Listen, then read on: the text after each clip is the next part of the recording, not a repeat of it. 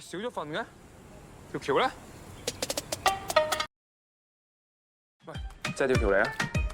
乜橋話幾年啊，老過我啊，你邊砌得掂啊？所以咪要你啊，砌假表呃人都算啦。 Vincent mah, begitulah mas-mas ini biasa dipanggil. Bukan Vincent yang itu. Saya tahu pikiran kalian semua ya. Pokoknya bukan yang itu. Karena Vincent yang ini adalah tukang reparasi sekaligus penjual jam tangan mewah terbaik yang ada di Hong Kong. Tapi Vincent adalah seorang pria cerdik yang selalu bisa mengakali jam yang rusak dengan part jam tangan lain yang ada di toko bosnya. Yang jadi masalah sekarang, klien Vincent hari ini adalah seorang mafia kelas kakap yang sudah terkenal seantero Hong Kong. Namanya adalah Wahyudi. Pak Wahyudi sebenarnya juga sudah curiga dengan jam yang dijual oleh Vincent. Dia sempat bertanya tentang sertifikat dan keaslian jamnya. Tapi mulut manis Vincent berhasil meyakinkan Pak Wahyudi. Ya, walaupun harus mendapat tatapan sinis dari bosnya, Pak Kunto. Sebagai orang yang berkutat dalam urusan jam tangan mewah, Vincent tentu memiliki jam idamannya. Bukan Rolex, bukan Richard Mille. Vincent selalu bermimpi memiliki jam tangan pertama yang pernah dibawa ke bulan. Jam yang lebih dikenal dengan nama Moonwatch. Pak Kunto sebenarnya juga punya koleksi jam mewah yang pernah digunakan astronot ke bulan. Tapi Vincent tetap ngeyel kalau ia hanya ingin yang asli. Bagi Kunto, jam itu adalah mitos dan tak pernah ada di dunia ini. Tapi Vincent akan membuktikan kalau jam dengan kode SN43 itu benar-benar ada. 喂，馬文信，來叔揾你。 Sudah jauh-jauh Vincent ke sana, ternyata Uncle telah tiada. Hanya anaknya lah yang tersisa. Jadi julukan Uncle kini diambil oleh pria dengan tampang mirip pesulap merah ini. Uncle sebenarnya juga bergerak di bidang yang sama dengan Vincent. Tapi ia juga merupakan salah satu mafia paling berbahaya dan paling ditakuti di Hong Kong. Tujuan Uncle memanggil Vincent karena Uncle tahu betul sepak terjang Vincent dalam berkarir di bidang jam tangan mewah. Bahkan Uncle juga tahu kalau Vincent sering mengoprek jam tangan mewah dan menggantinya dengan beberapa part palsu. Dengan berbekal informasi tadi, Uncle meminta Vincent untuk bergabung dalam misinya mengambil 3 jam mewah milik Pablo Picasso, seniman paling top asal Spanyol. 3 jam ini akan dilelang di sebuah pameran di Jepang bulan depan. Uncle meminta Vincent berangkat ke Jepang, mengambil dan memeriksa keasliannya, lalu membuat replikanya untuk tokonya. Tawaran yang terlalu berbahaya ini langsung ditolak mentah-mentah oleh Vincent. 好啊，我走先啦，打夠晒。 Baru saja Vincent akan pulang, tiba-tiba Pak Wahyudi datang ke toko Uncle untuk memeriksa keaslian jam yang tadi dibeli oleh Vincent. Vincent semakin panik saat Pak Wahyudi terus memaksanya untuk ikut masuk ke dalam toko Uncle. Apa yang Vincent takutkan kian menjadi-jadi saat pegawai Uncle mulai mengecek jam tangan milik Pak Wahyudi.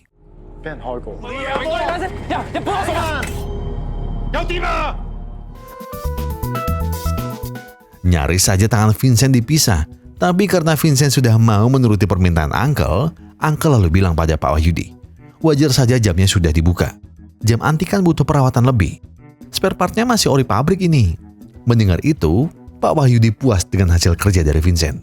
Ya, walaupun sebenarnya spare part jamnya memang palsu dan sudah diganti oleh Vincent. Karena merasa sudah menerima tawarannya, Vincent kembali diundang oleh Uncle ke tokonya untuk mengatur rencana di Jepang nanti. Uncle langsung menguji kemampuan Vincent untuk mengecek aslian jam tangan yang Uncle berikan. Hal yang tentu mudah dilakukan oleh Vincent dalam waktu singkat. Tapi diundangnya Vincent ke sana sejatinya hanya untuk menunjukkan siapa sosok Uncle yang sebenarnya.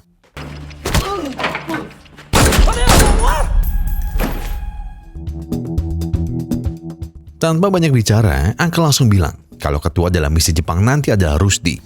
Uncle juga berpesan pada Rusdi untuk mengajak Mario dan Nyonya Hong tergabung dalam misi ini juga. Tapi Rusdi tak yakin kalau Nyonya Hong akan menerimanya. Jawaban yang tentu tak ingin Uncle dengar. Karena apa yang ia mau harus terjadi dan dituruti oleh Rusdi. Rusdi dan Vincent segera datang ke tempat Mario. Tanpa basa-basi, Rusdi bilang kalau ini adalah perintah Uncle. Mario langsung marah-marah mendengarnya. Kenapa Uncle selalu mengusik hidupku? 2 bekas peluru ini saja belum hilang. Sekarang apa lagi? Sayang, Rusdi tak menerima apapun alasan itu. Sementara Mario juga tahu kalau menolak perintah Uncle sama saja mendatangi malaikat maut. Jadi ia menerima tawaran itu dengan syarat ia meminta komisi sebesar 15%. Orang kedua yang harus didatangi tentu saja adalah Nyonya Hong, sang pembobol berangkas nomor 1 di Hong Kong. Tapi seperti dugaan Rusdi di awal tadi, Nyonya Hong tidak akan menerima tawaran itu. Berapapun uang yang ditawarkan ditolak mentah-mentah oleh Nyonya Hong. Nyonya Hong menyimpan dendam yang teramat sangat besar pada Uncle. Bahkan saat anaknya bernama Sonny bertanya siapa orang-orang ini, Nyonya Hong tak mau menjawabnya dan meminta Sonny untuk masuk ke dalam rumah saja. Dendam Nyonya Hong bisa separah itu karena saat misi terakhir yang Uncle berikan, orang-orang suruhan Uncle justru menghabisi anak pertamanya. Mata Nyonya Hong juga nyaris mengalami kebutaan penuh karena misi kala itu. Tapi Sonny masih kekeh bertanya siapa sebenarnya orang-orang tadi. Nyonya Hong tak menjawabnya, tapi ia berpesan pada Sonny, kalau kau jangan berurusan dengan orang-orang brengsek tadi. Namun Sonny teringat kalau ia butuh banyak uang untuk mengobati operasi mata ibunya. Jadi sebagai laki-laki dewasa, Sonny pun membuat sebuah keputusan sendiri.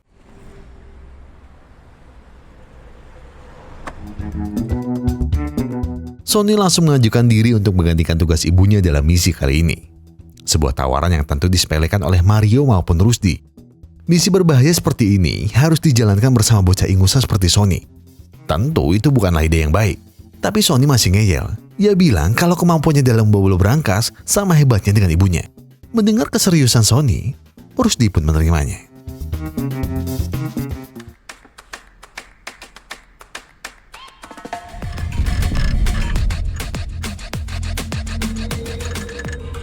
渣嗰啲用渣，我就開得到。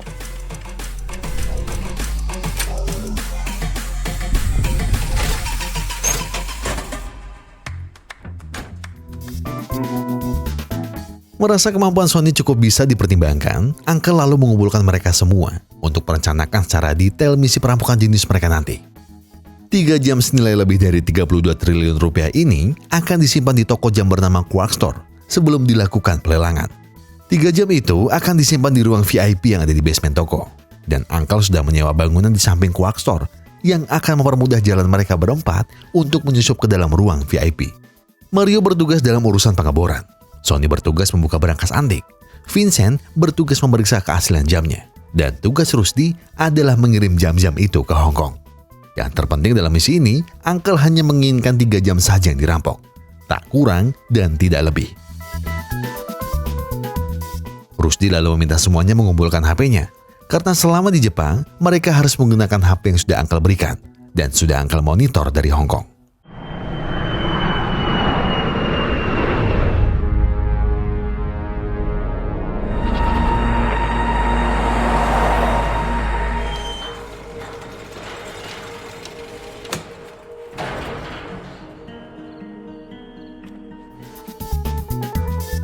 Sampailah mereka ke bangunan yang telah disewa oleh Uncle. Rusdi langsung mengambil tugas untuk mengawasi jam berapa toko ditutup dan kapan petugasnya akan mengunci tokonya. Vincent meminta waktu 3 hari untuk mencari spare part jam yang akan ia butuhkan untuk membuat replikannya. Tapi Vincent juga memiliki satu ide lagi, yang jauh lebih mudah, lebih mulus, dan tanpa menimbulkan sedikit pun rasa curiga.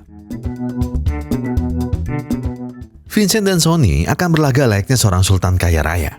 Mereka akan masuk ke Quark Store dan berpura-pura mencari sebuah jam tangan mewah yang tak Quark Store miliki. Vincent bilang kalau bos Sonny siap membeli jam itu. Bahkan ia siap membelinya dengan harga 15% di atas harga pasar. Permintaan dari Vincent dan Sonny berhasil membuat market jam tangan mewah di Jepang ramai. Misi lalu dilanjut dengan Vincent yang langsung membuat replika jam tadi dan membeli spare partnya dari toko vintage kenalannya di Jepang. Ia menyusun jamnya satu demi satu. Setelah jamnya jadi, Vincent meminta Rusdi dan Mario untuk menjual jamnya pada Quark Store. Karena Vincent sudah sangat berpengalaman dalam bidang ini, jam palsu buatannya bahkan tidak dapat dideteksi oleh pegawai Quark Store. Quark Store yang merasa sudah mendapat jam pesanan dari Vincent tanpa berlama-lama segera menghubunginya.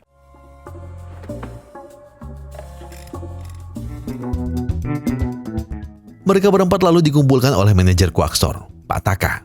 Pak Taka mengundang mereka untuk berinteraksi secara langsung dan mengambil margin keuntungan dari transaksi itu. Misi lalu dilanjut dengan Sonny yang berpura-pura melihat sekitar dan terlihat tertarik saat melihat 3 jam tangan milik Pablo Picasso yang akan dilelang bulan depan. Pak Tak yang sudah silau melihat uang-uang bos Sonny tadi tentu langsung menawari Sonny untuk melihat koleksi jam tangan milik Picasso yang ada di ruang VIP. Semuanya berjalan mulus, persis seperti yang Vincent rencanakan dari awal. Sampailah mereka berempat ke ruangan VIP milik Quark Store. Rusdi mengawasi beberapa CCTV yang ada di sana. Mario mengukur ketebalan tembok yang akan ia bor dalam misinya nanti. Sonny juga mengamati dengan seksama saat Pak Taka membuka berangkas antiknya. Take a look, please. Thank you. Vincent langsung memeriksa satu persatu jam milik Pablo Picasso. Namun perhatiannya tiba-tiba teralih saat ia melihat jam dengan kode SN43 yang ada di berangkas milik Quark Store. Jam tangan yang selama ini Vincent idam-idamkan. Pandangannya yang tak kunjung lepas dari jam SN43 membuat rencana mereka sedikit kacau. Terlebih lagi saat Pak Taka segera mengemasi jam-jam tadi, padahal belum semuanya dicek oleh Vincent.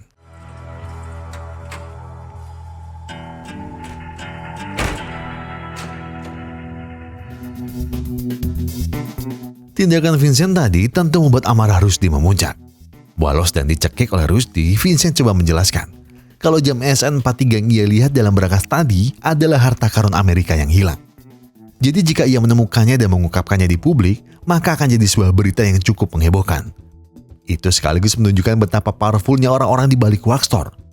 Tapi Rusdi tetap tak peduli.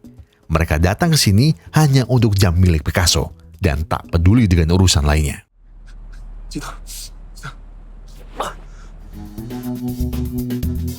Misi ini harus dilakukan dengan cepat.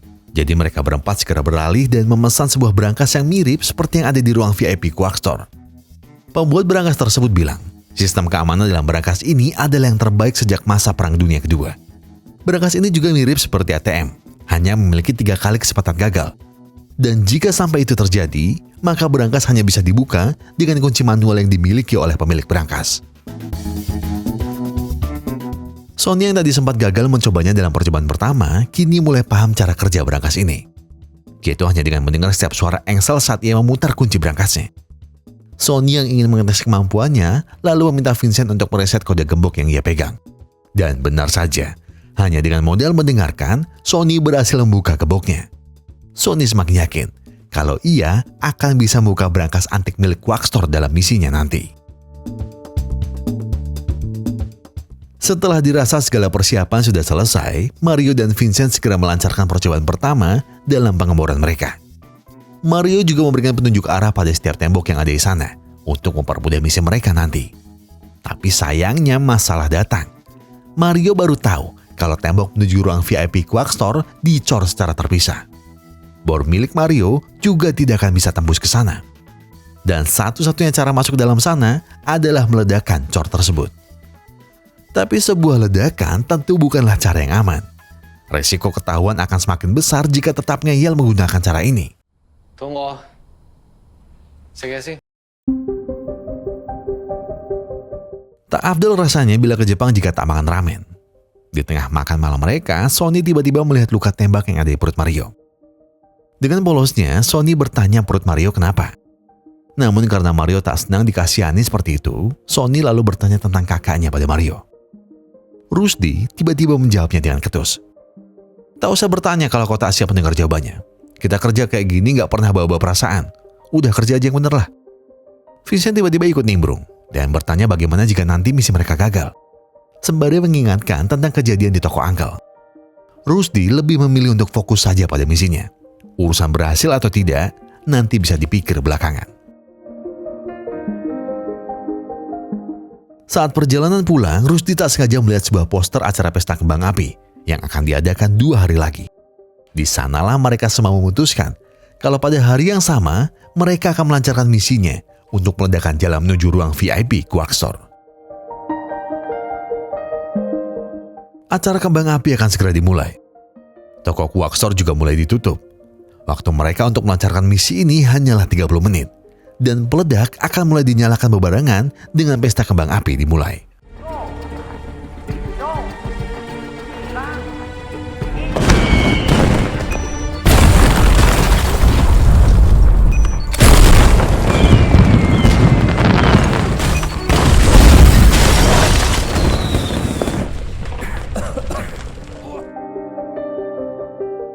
Misi mereka nyaris gagal saat ada 2 orang asing yang datang dan akan menelpon polisi.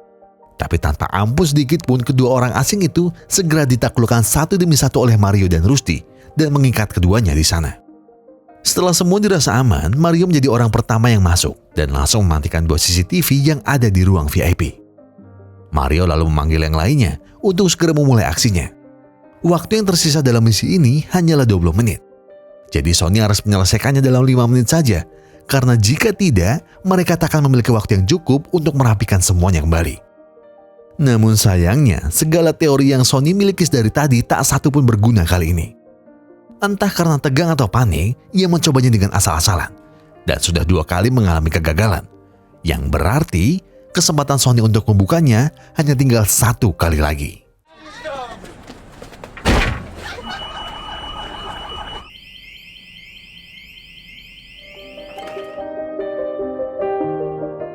Sialnya, misi mereka kini semakin kacau. Security Quaxor juga langsung kembali setelah alarmnya berbunyi. Merasa sudah tak memiliki banyak waktu untuk menyelesaikan misi ini, Mario segera mengambil alat peledak untuk membuka berangkas antiknya. Saat Mario akan meledakkannya, Vincent tiba-tiba menyuruhnya berhenti. Vincent ingat betul tentang bekas sarung tangan yang waktu itu dipakai oleh Pak Taka untuk membukanya. Vincent langsung meminta Sony untuk mencari bekas itu. Tenangkan sedikit pikiranmu. Percayalah, kau pasti bisa membukanya.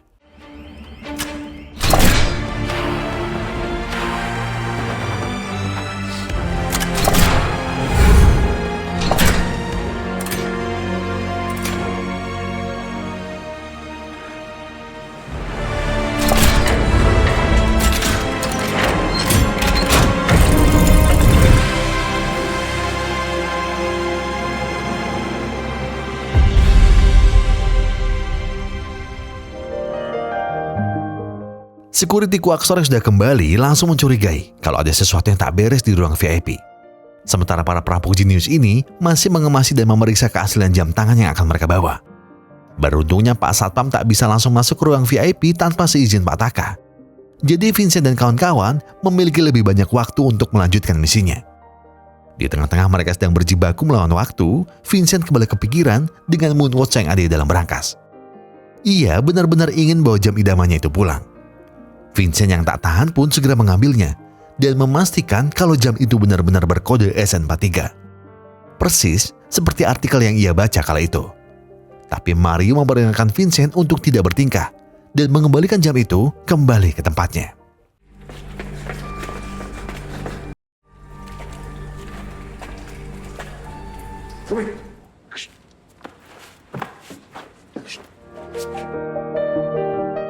Kejadian ini tentu membuat Pak Taka dalam ancaman besar. Dan benar dugaan Vincent. Orang di balik Quaxtor bukanlah sembarangan orang. Tuan Yoshi adalah ownernya, yang sekaligus mafia yang sama beringasnya dengan Uncle. Dan dialah orang yang berhasil menyiapkan harta karun Moonwatch milik pemerintah Amerika. Mendengar koleksi jam termewahnya hilang, Tuan Yoshi tak memberi ampun sedikit pun pada Pak Taka. Dan langsung membuatnya COD dengan malaikat Israel malam itu juga. Berita pencurian jam di Quaxtor kian menyebar kemana-mana. Rusty lalu segera meminta yang lainnya untuk segera bersiap dan harus pergi dalam setengah jam ke depan. Saat Sony sedang bersiap-siap, tiba-tiba ibunya menghubunginya. Ibunya sudah mengetahui nomor baru Sony, karena saat Sony pertama sampai Jepang, ia sudah menghubungi ibunya. Di sana ibunya langsung paham kalau Sony saat ini sedang dalam misi yang Uncle perintahkan. Ibunya lalu bilang, kalau orang-orang suruhan Uncle lah yang sudah menghabisi kakaknya. Tapi sebuah kejutan lain tiba-tiba datang dari belakang Sony. Give me 4 watches. Give me 4 watches! Anak buah Tuan Yoshi langsung mengancam Sony untuk mengembalikan jam yang mereka curi. Beruntungnya masih ada Rusty yang datang untuk menyelamatkan Sony. Adu pukul di antara anak buah Uncle dan anak buah Tuan Yoshi pun tak terhindarkan lagi. Vincent dan Mario diminta Rusty untuk segera mengambil mobil untuk segera kabur dari tempat ini. Begitu pula dengan Sony yang diminta untuk kabur lewat jendela. Sementara Rusty masih sibuk berjibaku dengan pimpinan anak buah Tuan Yoshi. Tapi Rusty masih terlalu kuat dan berhasil kabur dari pertarungan itu.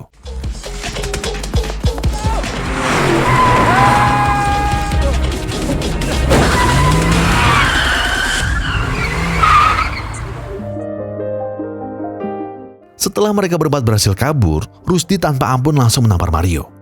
Ia mendengar percakapan dari anak buah Tuan Yoshi yang minta mengembalikan 4 jam tangan mereka. Rusdi tahu betul kalau ini semua adalah ulah Mario. Mario langsung berikan jamnya pada Rusdi. Rusdi lalu bertanya ke Vincent, jam tangan apa ini dan berapa harganya? Vincent yang memang penggemar berat Moonwatch selalu bilang, jam tangan itu tak ternilai harganya. Karena ini adalah jam pertama yang sampai di bulan. Baru saja Rusdi akan marah pada Mario, Mario justru marah balik pada Rusdi. Sadarlah, mau sampai kapan kau diperbudak Uncle yang baru ini? Uncle yang sekarang berbeda dengan Uncle yang dulu. Uncle bahkan tak peduli dengan rekan-rekan kita yang pulang tugas sudah tak bernyawa. Mario juga bilang pada Vincent, sekali kau bertugas di sini, maka kau akan jadi perampok seumur hidup. Mendengar itu, Rusdi perlahan-lahan sadar.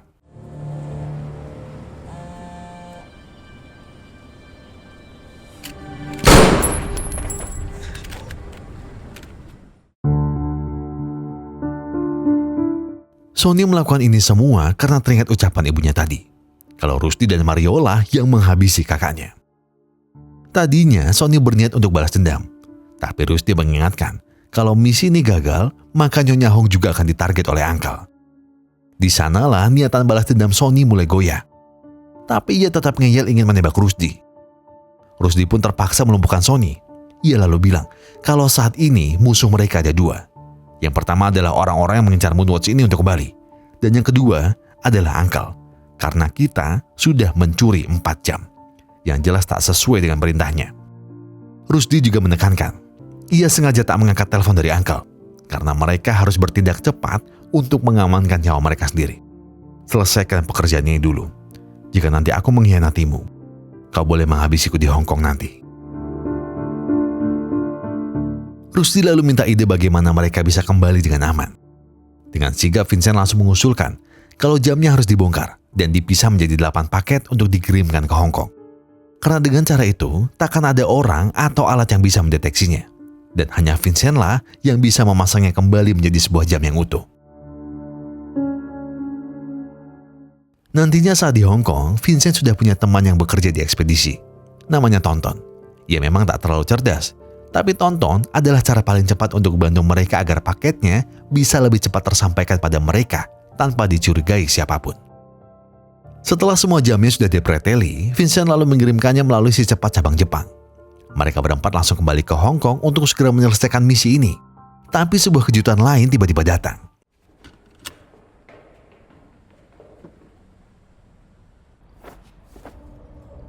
啲架仔過緊嚟。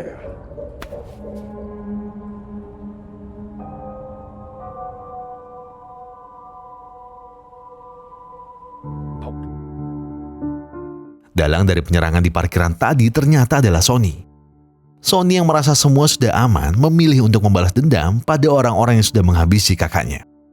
Emosi Sony yang mulai berapi-api kini semakin ditambah oleh Uncle yang tiba-tiba memberinya sebuah pistol untuk menghabisi Rusdi. Vincent yang merasa ini sudah kebablasan lalu coba menghentikan niatan Sony. Ia bilang kalau sampai Sony menghabisi satu di antara mereka, maka Vincent takkan mau memberitahu kemana paket itu akan datang dan takkan mau merakitnya seperti semula. Merasa diancam oleh Vincent, Uncle pun nampak tak senang. Tapi sayangnya hanya itu satu-satunya cara yang Uncle bisa ikuti agar misinya tetap berjalan mulus. Seperti kata Vincent, Tonton memang kurang cerdas. Jadi ia coba terus mengingat kata Vincent kalau paketnya ada 8 dan semuanya ada stiker dinosaurusnya. Sayangnya kapasitas otak Tonton tak cukup mampu untuk memprosesnya. Saking paniknya, ia hanya mengambil stiker dinonya saja tanpa membawa paketnya. Yang pada akhirnya hanya ada 3 paket saja yang ia bawa. Dan 5 paketnya justru terbawa truk ekspedisi untuk dikirim keluar kota. Vincent dan Sony langsung bergerak untuk menyandera sopir truknya. Sementara Vincent dibiarkan mencari paketnya sendiri di belakang. Kegiatan mereka terus dipantau lokasinya oleh Uncle dari jarak jauh. Untuk memastikan mereka tidak membelot dari rencana yang sudah dibuat. Namun saat dipantau, posisi mereka terus diam selama nyaris 1 jam. Dan membuat Uncle ingin langsung mendatangi mereka. Mama-san!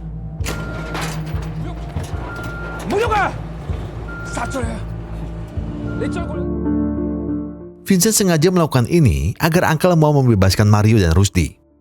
Tapi Uncle minta Vincent memberikan 3 jamnya sebagai bayaran untuk membebaskan keduanya. Vincent setuju.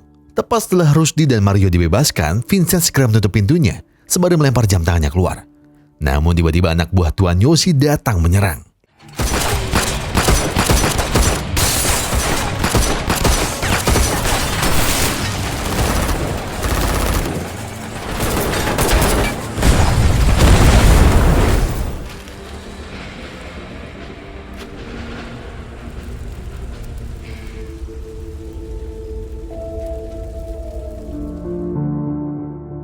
Kalau kalian mengira mereka sudah berpulang dan meledak bersama truk tadi, maka kalian salah.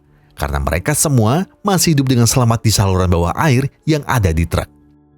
Saat GPS truk tadi diam, itu karena mereka sedang membuat jalan keluar dari dalam bak truk. Dan saat baku tembak sedang terjadi, mereka segera mencari jalan untuk bisa turun. Dan seakan-akan ikut terbakar di dalam truk pakai tadi. Rencana ini sudah mereka buat saat masih di Jepang. Bahkan Sony yang membelot dan seakan ingin balas dendam itu hanyalah rencana dari balas dendam yang sesungguhnya untuk menghancurkan dalang yang sebenarnya, yaitu Uncle. Mereka bekerja sama dengan Tuan Yoshi. Mereka berjanji akan mengembalikan Moonwatch yang telah dicuri, tapi tidak dengan 3 jam yang lainnya. Tuan Yoshi menyetujuinya. Dan terjadilah serangan dari pasukan Tuan Yoshi pada truk dengan membabi buta tadi. Tapi sebenarnya jam yang diberikan pada anak buah Tuan Yoshi juga bukan yang asli. Karena paket yang Vincent cari dalam truk tadi hanya tersisa strapnya saja. Jadi Vincent segera datang ke toko Pak Kunto lalu membuat replikanya di sana. Itu juga termasuk jam yang dibawa oleh Uncle. Jam yang dibawa Uncle hanyalah sebuah replika yang langsung rusak saat akan ia jual ke mafia yang lain. Selain reputasinya yang terancam, nyawa Uncle kini juga akan sangat terancam. Sebenarnya mereka hanya ingin bebas dari tekanan Uncle saja. Tapi Vincent tiba-tiba melihat sobekan stiker yang tadi diambil oleh Tonton. Di sanalah ia sadar, alamat penerima dalam paket itu tidak lagi valid. Dan pasti akan dikembalikan lagi ke tempat pengirimnya. Mereka berempat segera kembali ke Jepang. Dan kembali ke si cepat cabang Jepang untuk mengambil paket mereka kembali. 有時啲仇咧就一定要親手報嘅。